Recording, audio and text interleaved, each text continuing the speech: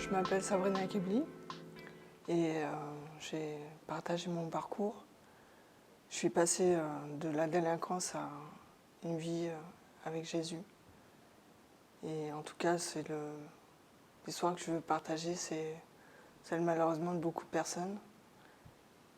Mais il faut voir aussi qu'il y a une fin qui peut être positive aux situations les plus désespérées.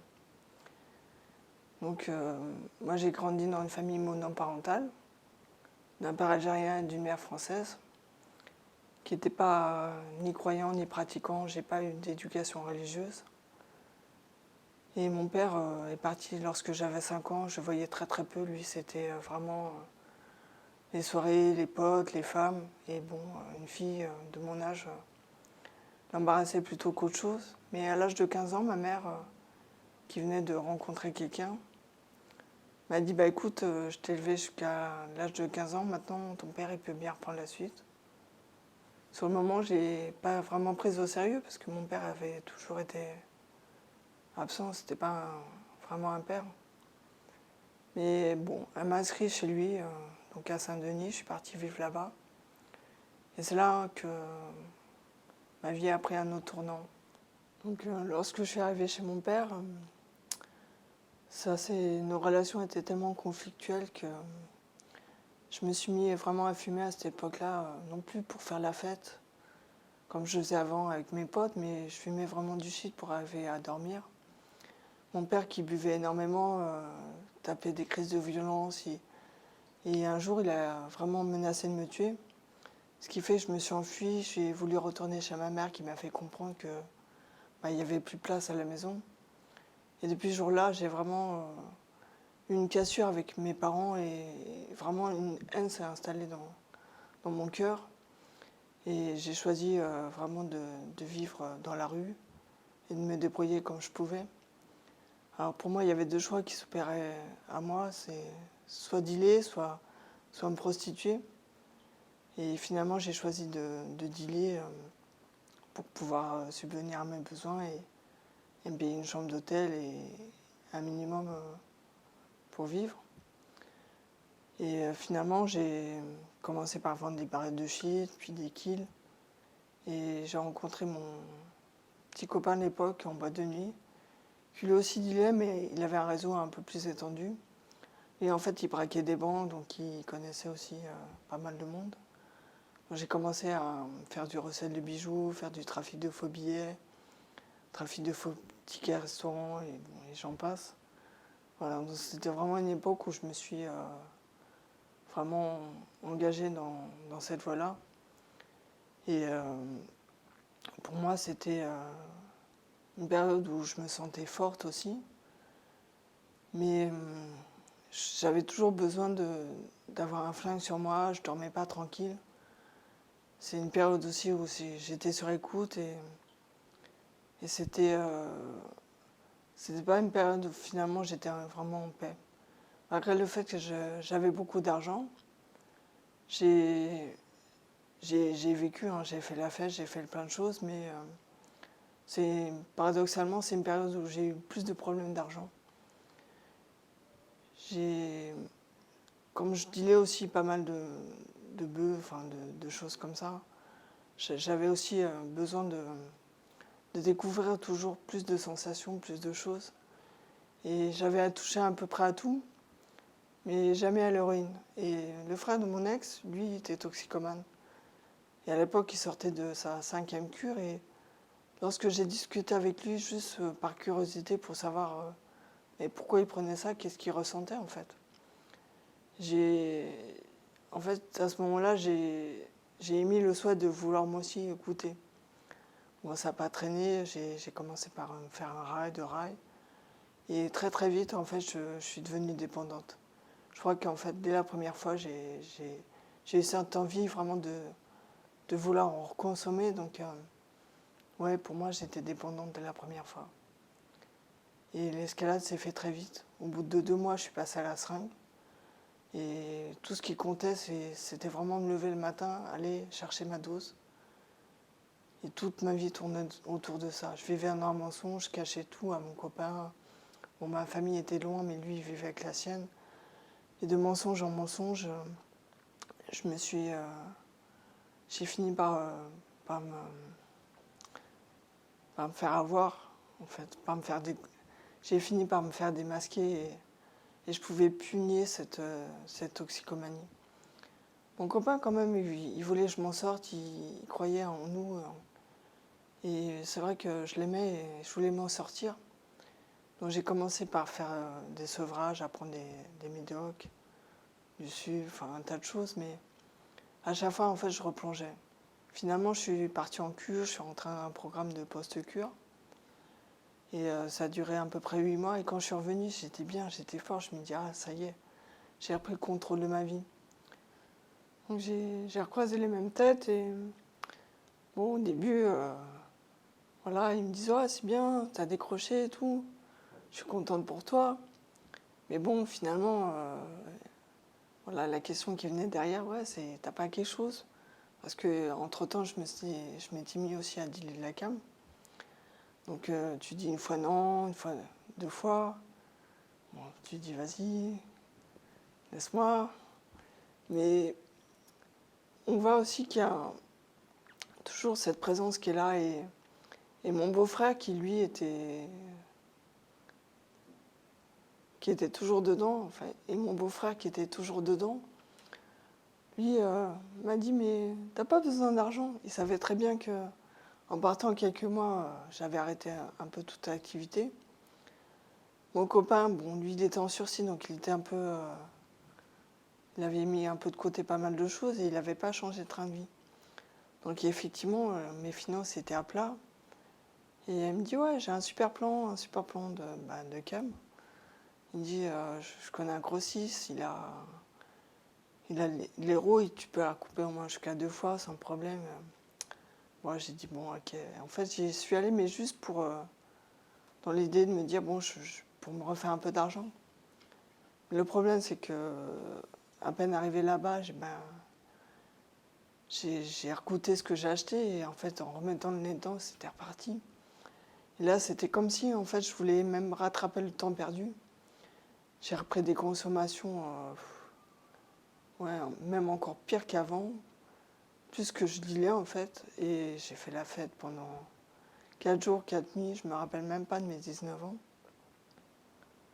Donc quand je suis redescendue, je me suis réveillée en pleine nuit, il était 4 heures du matin. Et là j'ai réalisé que j'avais anéanti tous les efforts que j'avais faits. Qu'en fait c'était elle qui était plus forte que moi. Et dans ma tête, j'étais dégoûtée de moi et je me suis dit, mais c'est pas possible, jamais je vais m'en sortir. Quand j'ai vu que j'étais redevenue dépendante, pour moi, ouais, ma vie était foutue. Donc je me suis levée cette nuit-là dans l'intention d'en finir. Je suis partie dans la salle de bain, comme j'avais gardé la cam que j'avais pas recoupée. Je me suis injecté quasiment l'équivalent de 1 gramme pur d'héroïne. Normalement, même un cheval, il aurait dû mourir. Mais moi, je me suis réveillée, j'étais toujours là. Et je vois la bouteille d'eau de Javel, j'attrape la bouteille d'eau de Javel, je remplis la seringue, je me l'injecte. Et là, je me dis, mais pour moi, je devais aussi mourir. Bon, ça m'a brûlé le bras, tout ça, mais en fait, j'étais toujours là. Mais toujours déterminée à en finir, j'ai ouvert la pharmacie, j'ai pris tous les traitements, tous les médicaments que j'avais. J'ai avalé tout ce qui avait une étiquette rouge, un maximum de cachet. Et j'attendais la mort. Mais là aussi, rien ne se passait, ça venait pas. Et l'heure tournait. Mon copain, je savais qu'il se levait tôt le matin et je voulais vraiment disparaître avant qu'il se réveille. Donc finalement, je suis partie dans la cuisine, j'ai pris un couteau, j'ai commencé à m'entailler les veines. Et là, c'est pareil, c'est comme si la mort, elle me narguait parce que mon sang, il coulait tellement doucement, difficilement. Je me dis, mais c'est pas possible, quoi. J'en ai pour des heures. Donc finalement, je m'étais mise dans la baignoire pour éviter de mettre du sang partout. Et j'ai pris le couteau et je me suis poignardé le cœur. Et là, pour moi, c'était sûr que je devais mourir. Bon, là, je me rappelle plus grand-chose. C'est mon copain qui m'a trouvé, qui a appelé les pompiers. Les secours m'ont transporté à l'hôpital d'urgence. C'est vrai que dans le rapport, ils ont dit que j'avais fait 2 arrêts cardiaques, dont un de plus de 20 minutes. Le chirurgien l'avait dit à mon copain, vous savez, il y a peut-être une chance sur 100 qu'il supporte l'opération. On ne parle même pas des complications post-opératoires. Pendant l'opération, j'étais opérée en urgence à cœur ouvert. Je crois qu'ils ont mis on m'avait même transfusé. On m'avait transfusé 11 litres de sang. Tellement l'hémorragie était importante. J'ai fait 5 semaines de réanimation. Et quand je suis sortie de coma au bout de 4 semaines, j'ai d'abord ma mère qui est venue me voir et qui a commencé à me crier dessus, en me disant oui, pourquoi tu m'as pas dit que tu n'étais pas bien chez ton père? Bon, moi je ne pouvais pas parler, j'étais intubée, j'avais des tuyaux partout. Et ça m'a tellement énervée que la machine elle a commencé à biper, ils l'ont fait sortir. Après j'ai vu tous les médecins, là. J'ai vu plein de j'ai vu plein de bons hommes verts avec des masques. Bon, c'était pas des extraterrestres, mais des urgentistes qui venaient voir la miracle de l'hôpital. On dit on vient vous voir, on n'a jamais vu ça, quoi. C'était pour eux c'était incroyable, mais moi je croyais pas en Dieu, donc on me parlait de miracle. Et j'ai une cousine en fait qui est du côté de mon père, donc qui est algérienne, mais qui est devenue chrétienne, qui est venue prier pour moi. Lorsque j'étais dans le coma, elle est venue me voir, elle m'a dit écoute, Dieu il t'aime, hein. Jésus il a des plans pour ta vie, hein, parce que franchement on a prié pour toi, j'ai vu vraiment que tu commençais à te calmer, à respirer en même temps que la machine. Il me dit j'ai vu la main de Dieu sur ta vie. Mais bon, moi je rigolais, je disais ok, Dieu, tout ça. Je disais, c'est bien, c'était bien pour elle, mais bon, moi je croyais pas en tout ça. D'ailleurs, j'étais même pas sortie de l'hôpital que j'ai recommencé à fumer. J'ai même recroisé un jeune qui prenait avec qui j'ai partagé l'héroïne. Parce que dans ma tête, j'étais sevrée physiquement, mais j'étais toujours une droguée. Psychologiquement, la dépendance de l'héroïne est très très forte. Et lorsque je suis sortie de l'hôpital, dans ma tête, j'étais toujours une droguée, donc j'avais pas spécialement envie de changer de vie. Et tout ce qui m'importait pour moi, c'était de pouvoir retourner dans la rue, reprendre des consommations, des choses comme ça. Mais ma mère, en fait, qui m'avait récupérée à l'époque, elle vivait en Provence et là-bas, j'arrivais quand même à me fournir en shit, tout ça, mais il n'y avait pas d'héroïne. Donc c'était compliqué de revenir sur Paris, mais finalement, j'en ai profité pour faire un bilan sur ma vie. Et en fait, ouais, j'ai fait le constat que pour moi, même ma mort, je l'avais ratée. Et je me suis donné 1 an. Je me suis dit, mais si au bout d'1 an, j'arrive pas à reprendre une vie normale, à avoir un travail, enfin une vie, on va dire, comme tout le monde, un travail honnête, je retomberai dans mes vices, dans ce que je sais, quoi. Dealer, pour moi, la vie de la rue, c'était mon quotidien, c'était vraiment là où je me sentais bien. Et je suis partie chez elle, et c'est 1 an et demi après, où ma cousine qui me proposait, en fait, ma cousine me proposait souvent de venir à l'église. Elle me disait, ouais, mais tu vois, Jésus, il peut changer ta vie, on peut prier pour toi. Puis bon, moi, ces histoires de Jésus, tout ça, ça me dépassait, parce que pour moi, Jésus, c'était une date sur un calendrier. Avant, après Jésus-Christ, je comprenais même pas de quoi elle me parlait.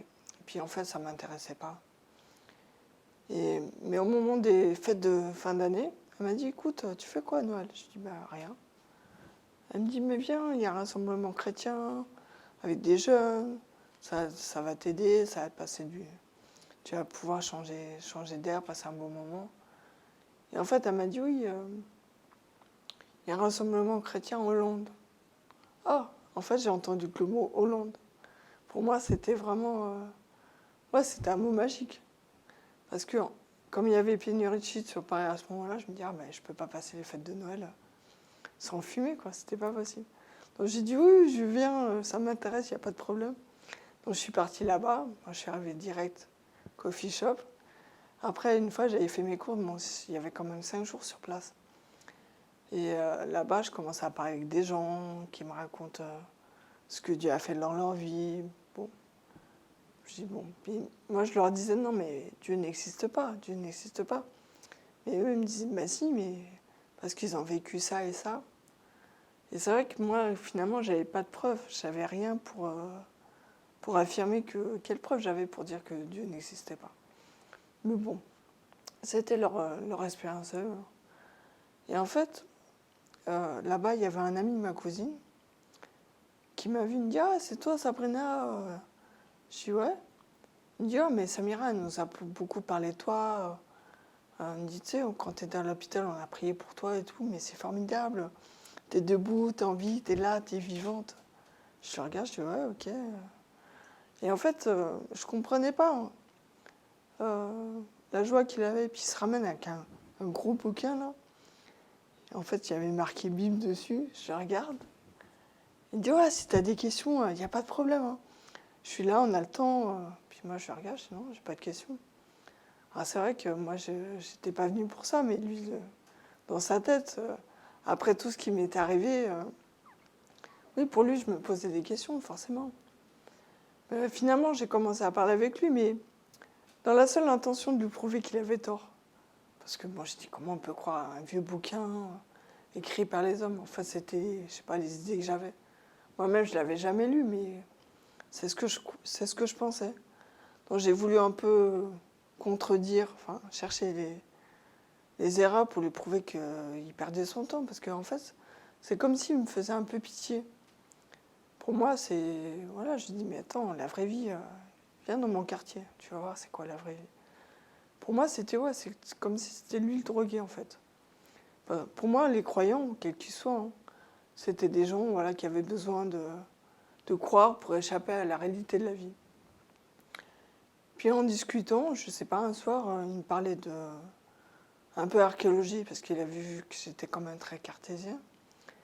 Et il me dit un passage, je crois, c'était dans l'Arche de Noé, les mesures de l'Arche de Noé. Et je ressens quelque chose dans mon cœur. Mais c'était bizarre, c'était comme un point, une gêne. C'est vraiment difficile à expliquer. Mais ce moment, en fait, j'ai eu peur. Comme j'avais été opéré du cœur il n'y avait pas si longtemps, du coup, j'ai dit, écoute, je vais me coucher, salut. Et lorsque j'étais seule dans la chambre, en fait, j'ai vu que c'était pas vraiment de douleur. J'ai commencé à me calmer, puis finalement, c'est parti comme c'est venu. Donc du coup, je suis sortie, je me suis fait, je crois, un gros 3 feuilles, histoire de me dire, bon, faut pas que je gâche ce que j'avais acheté, peut-être ça aurait été mon dernier jour. Hein. Mais bon, cette nuit-là, je suis pas morte là-bas en tout cas. Et le lendemain, en fait, il me reparlait de Dieu, de Jésus, que Dieu avait envoyé son fils mourir pour moi. Ah mais je dis, moi j'ai rien demandé à ce gars-là, je connais même pas. Je comprenais rien à ce qu'il me racontait, mais il m'avait parlé de péché. Puis je dis, mais c'est quoi ce mot, c'est quoi ce mot? C'était pas dans mon vocabulaire. Et après, discrètement, je demandais à ma cousine, je dis, mais c'est quoi ça? Elle m'explique, elle me dit, ouais, mais en fait, voilà, c'est des choses qu'on fait, qu'on vit, qui plaisent pas forcément à Dieu. Ah, ok. Mais je dis, mais moi, je suis quelqu'un de bien. Ok, bon, je dis le laca, mais ouais, j'avais jamais dit, je disais pas aux femmes enceintes, je disais pas aux gamins. Ouais, pour moi, j'avais mes valeurs, j'étais quelqu'un de bien, quoi. Parce que, en fait, dans ma tête, je m'étais toujours considérée comme une victime. J'avais pas choisi euh, d'avoir cette famille, enfin, le contexte familial dans lequel j'ai grandi. J'ai pas choisi de me retrouver à la rue. Pour moi, j'ai fait les moins mauvais choix qui s'opèrent à moi. Donc, bon. Donc j'étais un peu, bon, je sais pas trop adhéré à ce qu'il me racontait.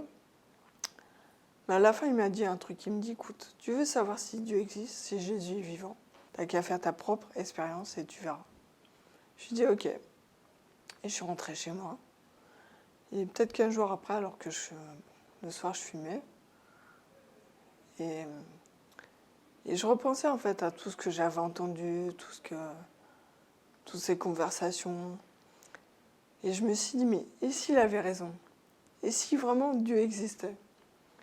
Parce que bon, moi-même j'avais été dans le coma et ce que j'ai vécu vraiment, moi j'ai pas vu de lumière ou de choses super où je me sentais bien, quoi, comme on peut entendre certains témoignages. Je me dis, mais si vraiment là j'étais morte, où j'aurais été? Parce que s'il n'y a rien, si j'ai raison, bon, il n'y a rien, mais s'il a raison. Il y avait quand même cette notion d'enfer et de paradis. Enfin, en tout cas, il y avait un côté qui donnait plus envie que l'autre. Et je me suis dit, faut que je sois sûre de moi. Mais dans ma tête, il fallait que je prouve que j'avais raison, donc il fallait que je prouve que Dieu n'existait pas. Et comme il m'avait dit, fais ta propre expérience, en fait, ce jour-là, dans ma chambre, j'ai commencé à parler à ce Jésus-là. J'ai dit, écoute, moi, je ne te connais pas. Et j'ai vraiment pris le temps de faire le point sur ma vie, sur tout ce que j'avais vécu. Et c'est vrai que finalement, il y avait aussi des choses dont je n'étais pas très fière. Et je lui ai dit, écoute, moi, je vais bien reconnaître que qu'il y a des choses que peut-être pour moi, c'est pas grave, peut-être que pour moi, c'est même bien. Moi, je connais pas tes critères, mais voilà, je peux admettre que peut-être pour toi, je suis pas si bien que ça. Et comme j'avais vraiment été sincère, j'avais vraiment parlé de tout mon cœur, je me suis mis... Ouais, pour moi, je m'attendais à ce qu'il se passe quelque chose, en fait. Je sais pas quoi, mais en fait, comme il se passait rien, mais je dis, bon, alors, t'existes pas. Et donc, il y avait une partie de moi un peu frustrée, parce que finalement, je voulais croire, je voulais vraiment qu'il se passe quelque chose. Et une partie de moi qui était un peu soulagée de me dire, j'ai raison, c'est n'importe quoi ce qu'on m'a raconté, quoi. Donc à ce moment-là, j'ai attrapé mon sachet d'herbe et je crois que j'ai fait le meilleur deal de toute ma vie. J'ai dit, écoute, moi j'ai commencé à fumer des cigarettes à l'âge de 12 ans. À 13 ans, je fumais des joints. À 14-15 ans, j'ai pris le LSD, enfin, tout ce qu'on peut imaginer, je crois que j'ai tout essayé. Mais je dis, moi, je ne peux pas passer une journée sans prendre quoi que ce soit. Mais si tu me délivres de ça, moi, je crois en toi, je te suivrai. Et là, en fait, j'ai à peine fini ma phrase que j'ai vraiment ressenti une présence, vraiment qui m'a rempli dans tout mon corps, mais c'était tellement fort, c'était vraiment incroyable. Et ce moment, j'hallucinais, quoi. C'est comme si j'ai même regardé mes bras pour me dire, mais ma pauvre fille, tu t'es fait un chou, c'est pas possible, quoi. Mais c'était concret. Et je ressentais un tel amour, une telle paix, une telle joie, mais je crois que même aucun produit, même un orgasme, tous les flashs, tous les shoots, tout ce que j'avais pu prendre, c'était pas comparable à ce que je ressentais là. Et j'ai compris en fait que j'avais recherché à travers la drogue un bien-être qui est artificiel, mais que ce Jésus-là pouvait me donner, et gratuitement en plus. J'ai fait waouh. Et là, je savais, là c'était concret, je savais que Dieu existait. Et je savais que ce que je lui avais dit, il l'avait fait. J'ai pris tout ce que j'avais dans ma chambre, j'étais dans les toilettes, j'ai tout jeté. Cette nuit-là, j'ai dormi comme un bébé. Je me rappelle même pas avoir dormi aussi bien. Et je me suis levée le lendemain matin, j'avais aucune envie, aucun effet de manque. Et jusqu'à la cigarette, en fait, il m'a délivrée parce que j'ai voulu prendre un café, j'ai allumé une clope. J'ai commencé à tirer sur ma clope et je me suis rendu compte que c'est comme si j'avalais de l'air. J'ai pris mon paquet, je l'ai jeté à la poubelle, c'était fini. Et vraiment, depuis ce jour-là, cette rencontre-là a vraiment changé ma vie. J'ai fini par avoir un travail, j'ai pardonné à mes parents, j'ai vraiment pris un nouveau départ. Et quelque part, je me suis dit, wow, mais comment j'ai fait pour passer à côté de lui pendant tant d'années, quoi, à chercher à m'en sortir par moi-même. Mais voilà, c'est vraiment mon parcours, mon histoire. Et vraiment, je ne regrette pas ce qu'il a fait pour moi et ce que j'ai eu aujourd'hui. Alors, après cette rencontre, bon, je ne dirais pas que... bien sûr, c'était merveilleux parce que j'ai vécu quelque chose d'extraordinaire. J'ai vraiment vu beaucoup de miracles dans ma vie. D'ailleurs, j'étais hémiplégique, on a prié pour moi, j'étais guérie. J'ai demandé un travail avec tant à tant de kilomètres de chez moi, enfin, des choses tellement précises, j'ai eu ce que je voulais. J'ai, bon, je suis passée de la squatteuse à revivre chez mes parents. Finalement, je suis devenue même propriétaire à 23 ans. Dieu m'a vraiment bénie sur tous les plans. Mais il y avait quelque chose que je n'avais pas bien saisi et que malheureusement j'ai mis 10 ans à comprendre. En fait, ce qui s'est passé, c'est que bon, il y avait une soirée garçon où j'avais dit ouais, mais c'est lui, montre-le-moi, bon, des trucs qu'on peut faire quand on est un peu gamin, mais et comme j'avais pas eu de réponse, je me suis dit bon, c'est bon, c'est lui quoi. Et finalement, le garçon, du jour au lendemain, j'ai plus de nouvelles, ça m'a tellement fait mal, j'ai tellement de blessures aussi sur le plan sentimental, que j'en ai voulu à Dieu. Je dis ah mais toi tu sais tout, là, comment t'as pu laisser faire ça et finalement, puis en plus je lui ai dit mais attends, je t'avais demandé et tout, pourquoi tu m'as rien dit? Et je lui ai dit bah puisque c'est comme ça, je te laisse, puisque c'est comme ça, je vais plus de toi dans ma vie. Laisse-moi tranquille, je vais me débrouiller tout seul, je vais faire mes propres choix. Et je voulais plus longtemps, je voulais plus, c'était fini. Et la première chose d'ailleurs que j'ai fait, je suis retournée au bureau de tabac, j'ai recommencé à fumer, mais par pure provocation parce que j'avais compris en fait que ce qui nous séparait de Dieu, c'était le péché. Et voilà, je suis repartie dans la rue à prendre le premier gars, à finir dans une chambre d'hôtel avec lui. J'ai vraiment tout fait pour que Dieu sorte de ma vie. Et puis finalement, c'est ce qui s'est passé. Hein. Et ça a duré 10 ans. Dans l'intervalle, je me suis même mariée, où je pensais moi avoir finalement trouvé l'homme de ma vie. Et du jour au lendemain, en fait, il est parti et ça m'a tellement fait mal. C'est comme si toute ma petite vie, tout mon château de cartes s'écroulait. Et en fait, c'est là que je me suis rappelé, mais au fait, il y a un Dieu là. En fait, vraiment, c'est lui le seul qui m'avait aidé par le passé. Bon, j'ai eu tout un cheminement parce que, bon, pour moi, je me dis, attends, c'est moi qui l'ai chassé de ma vie, c'est trop facile, maintenant j'ai des problèmes. Puis je dis, comment il peut me pardonner? Parce que moi-même, je me dis, mais moi-même, on me fait un truc comme ça, je ne peux pas pardonner. Et je rappelle ma cousine. Elle me dit, non, Dieu nous aime, et c'est pas comme les hommes, quand ils pardonnent, ils pardonnent. Et vraiment fait ces démarches. Donc j'avais du mal même à lire la Bible, à prier, j'arrivais plus. Et j'ai recherché en fait à contacter des chrétiens. J'ai recherché à aller dans une église. Parce que je sentais que j'avais besoin de ça pour vraiment revenir dans ma relation avec lui.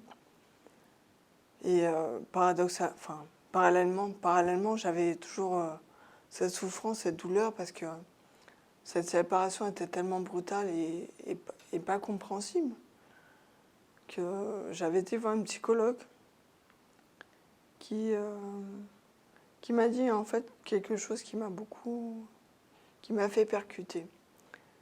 À un moment donné, je lui parlais de ma vie, etc.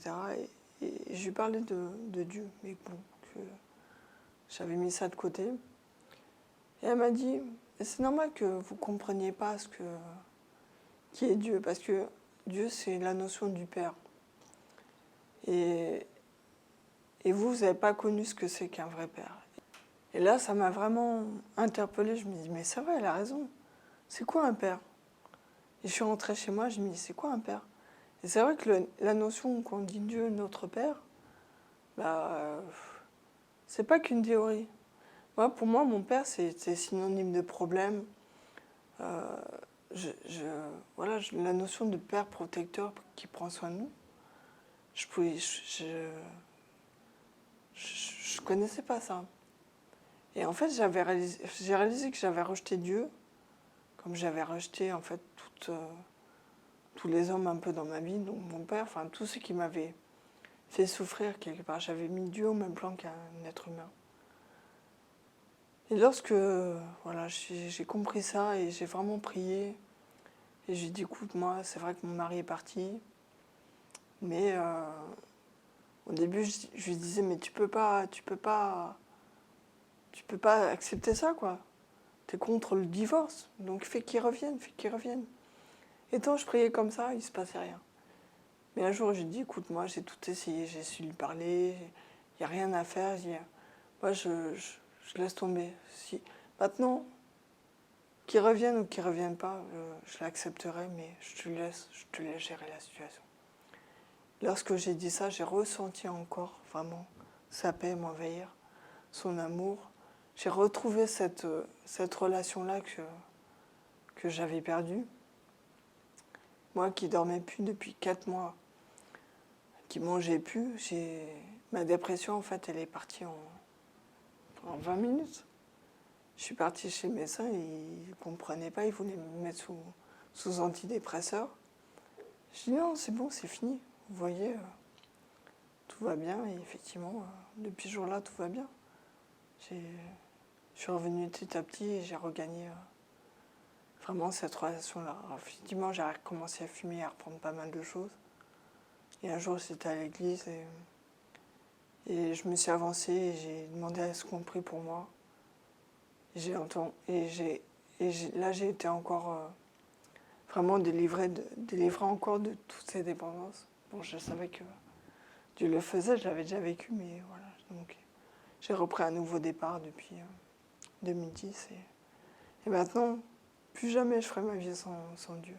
J'ai compris qu'on avait besoin de lui et c'était vraiment une relation de tous les jours. Et j'en suis très heureuse. Donc moi, je veux vraiment encourager quelqu'un.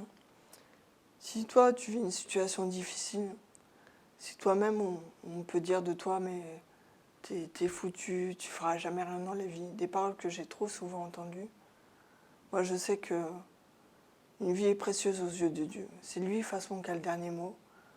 Donc, tu peux faire ce pas aujourd'hui, de dire vraiment, Seigneur, je t'accepte dans ma vie, prends toutes mes fautes, pardonne-moi pour tout ce que j'ai fait de mal, mais donne-moi vraiment cette nouvelle chance de pouvoir recommencer à zéro avec toi.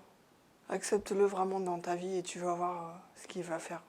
Parce que le Dieu que je sers, le Dieu que je connais en tout cas, c'est pas tes problèmes de dépendance, de foyer brisé, quel que soit ce que tu traverses, je sais qu'il peut restaurer et faire de grandes choses dans ta vie.